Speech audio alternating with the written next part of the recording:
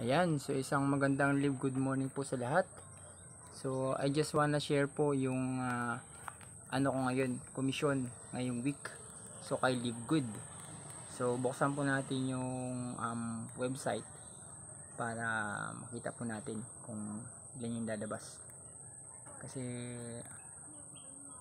actually di ko pa rin alam, pero ang alam ko lang nakapagpasok na ako ng 15 katao noong last week.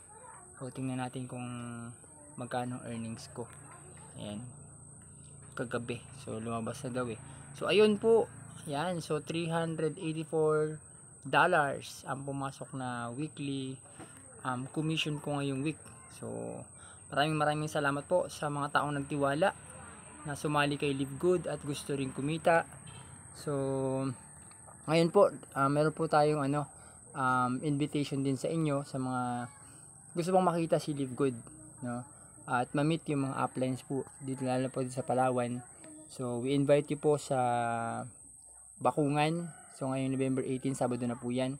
So sana magkita-kits po tayo doon. So maraming salamat po, and thanks God, no, for this wonderful blessing.